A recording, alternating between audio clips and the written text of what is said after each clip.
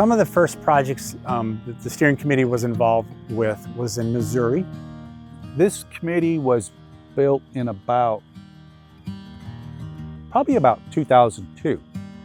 And that's when we first started, and I had a committee. We got some startup money through the National Fish and Wildlife Foundation. And we started getting some projects in the ground, and that's kind of when our committee was developing. We said, we actually provided some funds, some knowledge from our group to the landowners. They loved it. They were able to get the projects done, and then they talked about it and they wrote about it. And they recognized that the only way they were going to make progress in the Mississippi and its tributaries was to partner with agriculture. People who were on the land, people who were involved in agricultural systems, and the whole community around that. So it became Fishers and Farmers. So the first projects in Missouri just were significant. How we started, quite honestly, endangered species, freshwater mussels. It's the most imperiled group of critters out there in the United States. This creek, Brush Creek, feeds into the Bourbeuse River, which has some freshwater mussel species.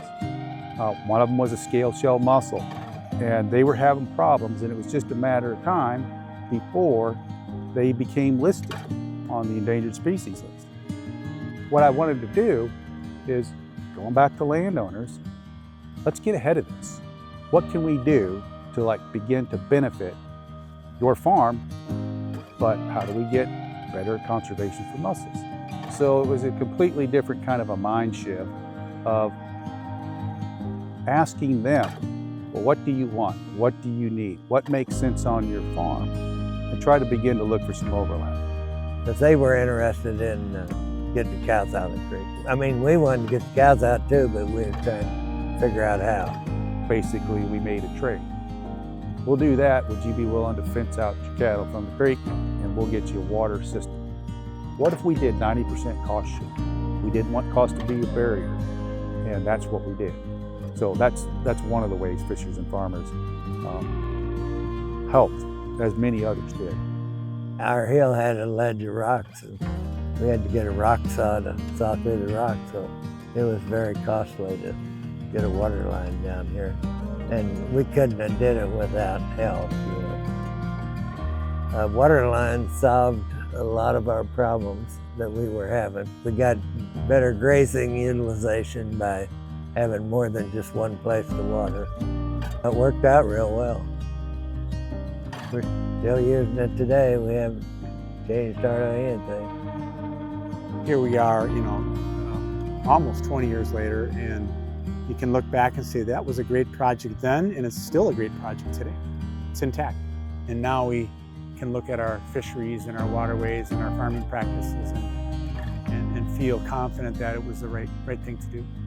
The coalition of conservation science and agriculture, landowners, all working together is equals working with equals. That's the attitude that Fishers and Farmers has taken. If I could use one word to describe Fishers and Farmers, it's listening. Every single thing that happens with Fishers and Farmers is about respectful listening and giving space, and then acting on that in the best way you can. What is the common theme? And it's the ability to get to trust. How do we understand, respect, and trust one another? I think what we provided is like a path. This could be the way you could do that. And I think that's kind of the model that has come about. So the model of sharing spreads as well. It's a group that is making an impact. And it takes decades, it takes generations. We're going to have to keep teaching the next generation things we've learned and document it. Just keep moving in a direction that is meaningful, and a century later you can say, yeah, the National Fish Habitat Partnerships actually did turn out to be a good thing. Fishers and Farmers is a coalition of people in agriculture and conservation who invite the neighbors of all landowners, and producers, recreationists, everyone to come together and do something about the place they live and to do it together.